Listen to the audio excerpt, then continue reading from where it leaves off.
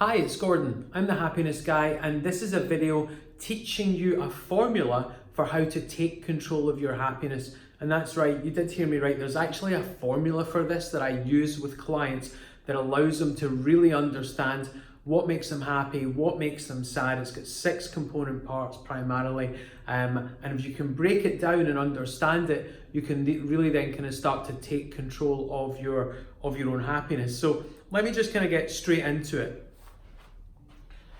We've all got these kind of human needs. We've got 6 things that matter to all of us. It's sometimes in different and varying degrees, but let's start off with the primary things, and that is our levels of certainty and uncertainty.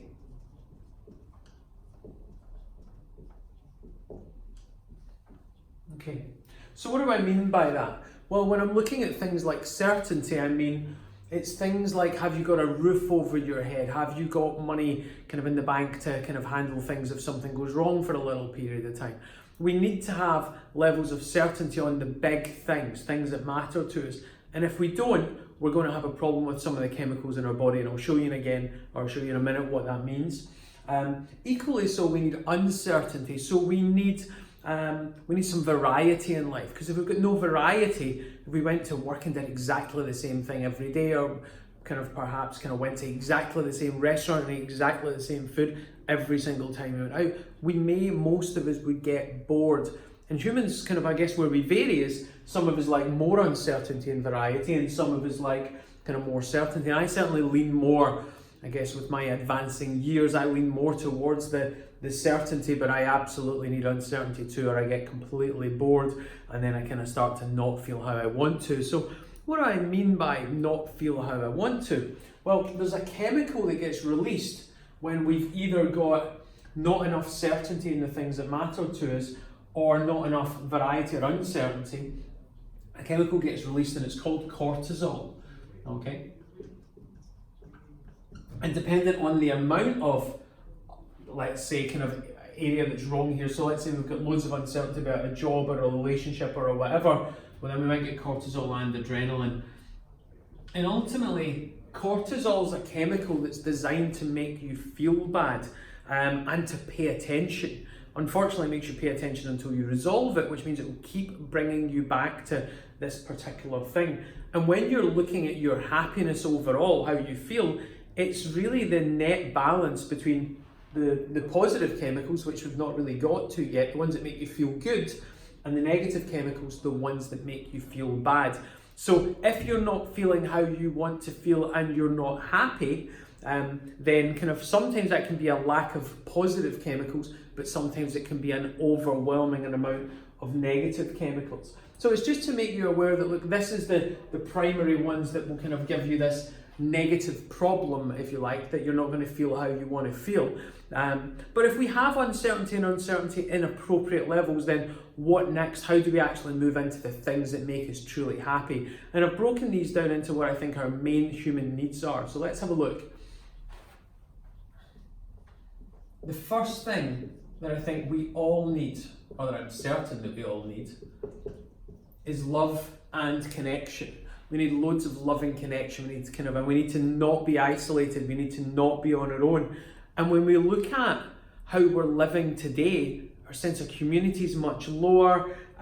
We've got a lot of Facebook friends or followers on social media platforms, but we're a lonelier population than we've ever been. So loneliness is certainly at an epidemic level. And if you're interested a little bit more in that, I'd really urge you to read Johann Hari's book, Lost Connections, which is a fabulous breakdown of why we have the anxiety and depression that we have. So he talks a lot about love and connection. And actually, when we're looking at, well, why is love and connection such a big deal? It's when we've got it, we get a chemical released called oxytocin.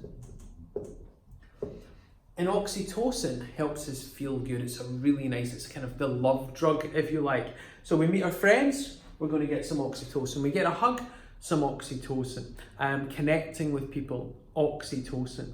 And obviously, so if we do any of that, our oxytocin would go up, But if we spend periods of time on our own, long periods of time on our own, or we don't have the connections or the friendships or the relationships that we want to have, then our oxytocin falls. And the falling of this makes us feel bad, and simultaneously we have a rise of that in cortisol, making us feel more bad.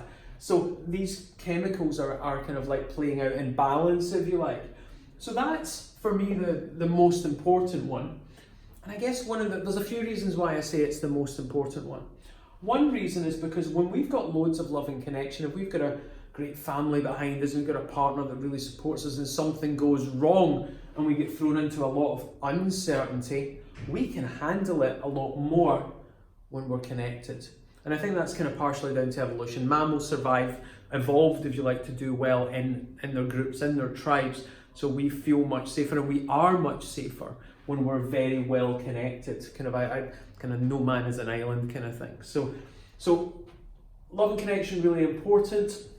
And actually oxytocin, it also seems to last in the system a lot longer than some of the other chemicals we're going to kind of have a look at as we move through this. And I think that's really useful because we don't have to chase after it and chase after it and chase after it and chase after it. It's kind of there. It does alter things like kind of gene expression. So it really changes who we are when we've got lots of love and connection. So that's, for me, the most important one. However, there are other important ones. So the next important area in life, the next thing we all need, is significance. And significance is, you could really ask the question, where am I in my hierarchies, kind of like socially, kind of professionally? Am I where I feel I should be? And if we're where we feel we should be, our significance might be quite high. And the chemical that gets released when we feel significant is serotonin. And it's obviously very interesting that for a nation with an awful lot of depression, then we prescribe an awful lot of SSRIs, selective serotonin reuptake inhibitors. And what SSRIs do is they boost the levels. It's technically actually what they do is they maintain and keep the levels higher rather than allowing the levels of serotonin to fall. So for some people where antidepressants are effective, or for those who antidepressants are effective, then it's helping the serotonin levels stay high. And Jordan Peterson tells a really good story about how old and primal serotonin is, because he talks about lobsters having serotonin. Lobsters are somewhere in the region of 150 million years old, so much older than man. They've got a system of serotonin in them, and if a lobster's in a fight and it does badly, its serotonin levels fall. And it will become quite subdued and kind of and certainly won't kind of display dominant behaviours and it'll defer to kind of stronger lobsters. However, if we give that lobster some kind of serotonin, then actually it behaves as if it's a dominant lobster again. So it's really interesting that those mechanisms work in lobsters, and for kind of certainly many humans, then they work too. But serotonin is all about our significance. Now, for me, significance is really interesting because there's how do other people see us, and I think that's what we have evolved to look at when we're thinking of significance. How do others see us? Where do they put me in the hierarchy? But I think with that throws us into lots of uncertainty because we often don't know.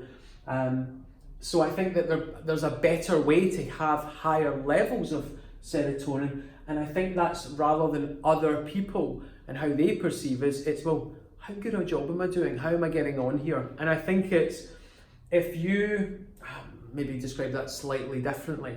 Imagine you're wandering around with yourself all the time, of course. What's your self-talk like? If you're really kind to yourself, your serotonin levels are going to be high. But if you're like your own worst enemy and you're giving yourself a really hard time all the time, then your serotonin levels are going to fall. And of course, when they fall, we seek to then kind of try to get them back up again through some behaviour that would improve our significance. So we try to make people, kind of, this would be an example where when people are in a group and they feel really insignificant, they try to kind of overinflate how good they are. They're just trying to convince the group that they're feeling good because they're not feeling good. So love and connection is important, significance is important. the significance one, think of it like a hamster wheel. I think this is the difficulty.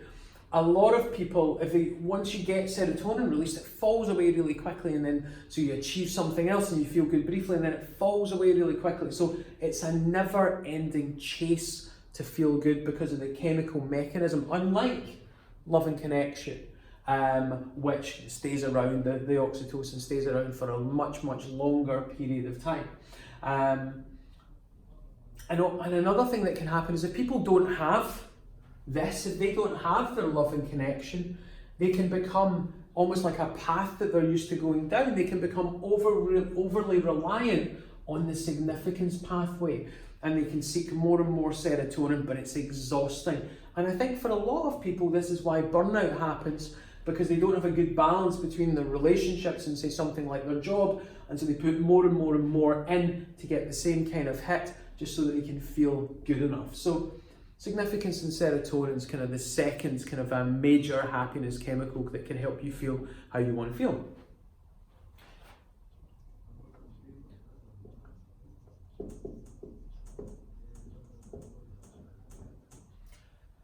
The next thing that I think that we all need is some kind of growth or progress. Otherwise we are stagnant. Many of my clients say, well, if I don't have any of that, then what's the point?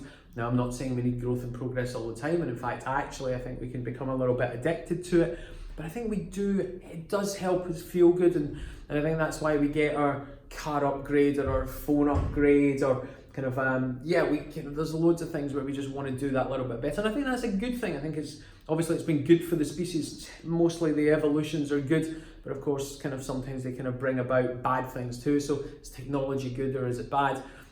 It's got lots of good, it's got kind of plenty of bad as well, but it's bringing us progress, and hopefully the progress is in the right direction. So humans need progress, and what happens is we're progressing is we get dopamine, and it's really addictive, and it's a little bit like serotonin in that it doesn't hang around for all that long. So dopamine's a chase hormone. It makes us want to just keep going and keep going. It's not actually it's not what we get when we finish. That'll be more kind of serotonin, but dopamine will be kind of chasing something, and it does. And that's why we spend so long on kind of things like Facebook, because it's just what's that next thing that might be interesting for me. We're dopamine addicts. So dopamine for growth and progress. What else is there? Well, there's another happiness chemical that doesn't fit this model perfectly, but I'm going to mention it briefly because it's important, and that's endorphins. And of them, that's one of the ones people have often heard of, and endorphins are associated with exercise. They are also produced with laughter, rather strangely. And the idea is that endorphins are nature's painkiller. They are, if a gazelle is getting chased by a lion and the lion catches it and takes a bite out of it, in addition to adrenaline, the system will get flooded with endorphins.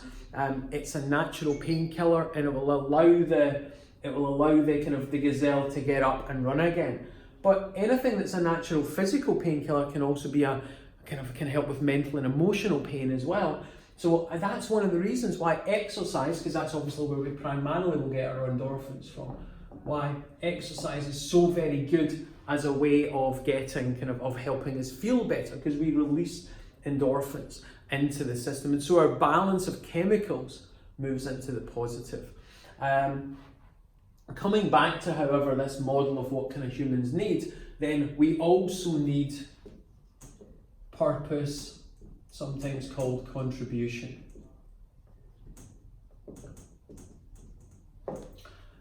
Now this one fascinates me. It fascinates me because of the effect it has on the others. So unlike it releasing its own chemicals, it's an amplifier.